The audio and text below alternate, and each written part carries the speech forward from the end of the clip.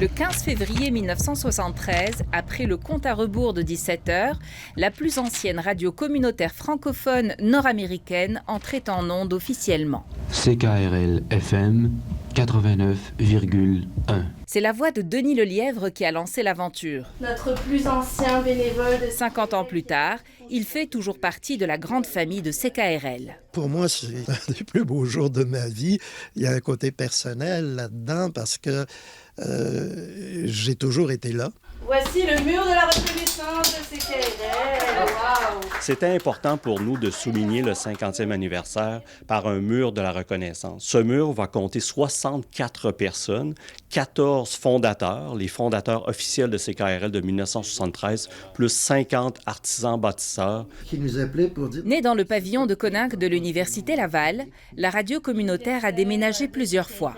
Dans le Vieux-Québec sur la rue Sainte-Ursule, ensuite sur Grande Allée face aux Plaines d'Abraham, avant de s'établir dans Limoilou.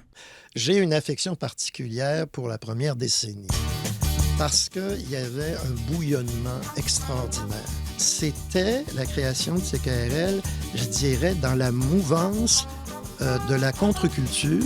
Tout le monde avait le goût d'avoir accès à la parole. La mission de départ en 1973, qui était une mission culturelle, communautaire et sociale, est à peu près la même aujourd'hui. De mettre la place sur la relève artistique, la relève musicale, la relève de tous les arts. Depuis ses débuts, ce média a aussi une autre mission. La mission également de Radio-École, parce qu'il y a énormément de personnes qui sont passées par CKRL. Nous sommes amenés à tout faire. Comme moi, par exemple, je réalise 2 émissions. Ici, je porte à peu près 6 chapeaux.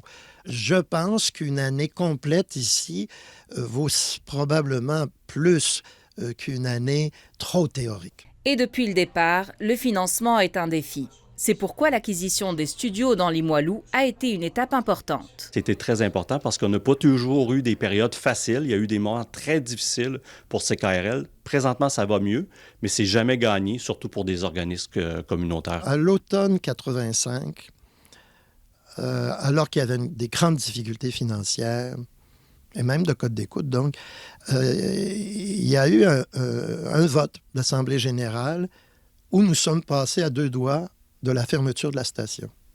Et ce n'est pas arrivé à un vote près. C'est assez marquant. Ça a fait peur. Mais là, c'est la meilleure période.